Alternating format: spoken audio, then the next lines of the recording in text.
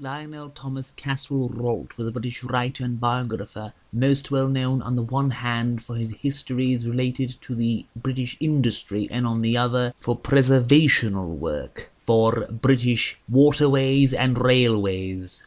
Born in 1910 in Chester, his father Lionel managed to lose most of the family fortune following a bad investment in 1920.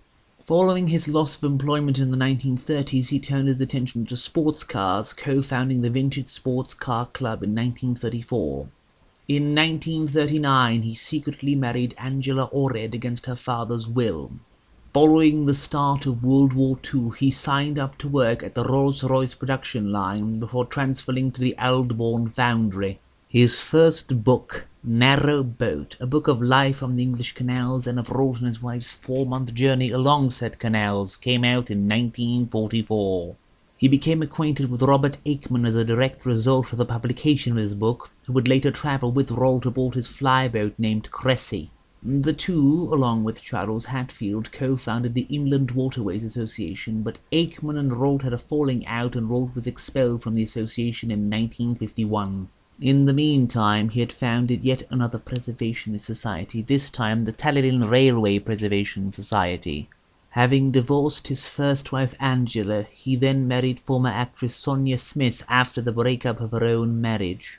Rolt died in 1974 and was interred at his family home in Stanley Pont Large. Sleep No More is one of his earliest books, a collection of macabre stories in the Jamesian tradition written somewhat at odds with the majority of Rolt's output, being mostly taken up by works on waterways, railways, by biographies of industrial figures, and of industrial history proper.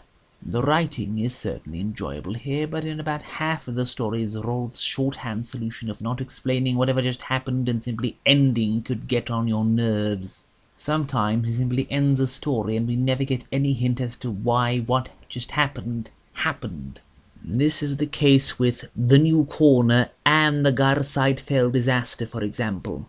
What is the point behind the man who keeps waving people away from the New Corner on the racetrack, and what exactly is behind the fence? Something. Why is the inside of the Garside Fell railway tunnel super hot, and what exactly is it that shouldn't be disturbed? Something. What is the tree beard-like thing the narrator in The Shouting runs into and then runs off from? No idea. No one has any idea who the kids are who yelled at it, and there is no superstition or legend to account for it in the story either. Then you have those instances where Rolt starts explaining before he just stops. Cwm Garon, however you pronounce it, begins to tell us that the reason for the oppressive atmosphere and secrecy is some sort of local dark cult. But the narrator insists the actual inference is something separate from that, and then runs off and apparently gets killed by what are implied to be the Fae. The most tragic victim of Rolt's terseness is Music Hath Charms. In this story we suddenly start seeing how the narrator's friend is apparently being possessed by the spirit of his vile ancestor.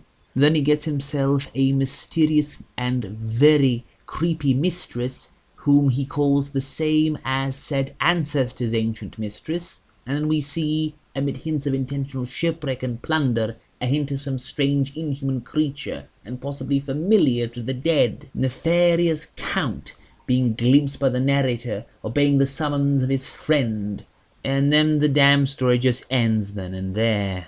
What could have been the brilliant beginning of a horrid, gruesome little tale, something between Poe and John Metcalfe, is brutally cut off and left tragically, criminally unfinished. I assume this is why E.F. Blayley was not very happy with this collection. Don't get me wrong, Rolt does have some genuine gems in here, like The Mine, the story of a bizarre and unearthly thing left to run amok from a deep mine, or Holy Bank Foundry, the story of another creeping presence lurking about in an old abandoned foundry, quickly patched up so as to supply the government with metalworks during World War II. However, Rolt's terseness is what makes many of the very promising stories here be somewhat disappointing. It's different from what M.R. James does, as he usually sketches enough of an outline to the story to at least get an idea of what happened, even if you don't always get exactly why. But the what is very often missing from Rolt's stories as well. However, it is still an enjoyable collection despite the foibles, and if you wanted a Jamesian ghost story collection focusing on industry, railways, metalworks, etc., then this is the collection for you.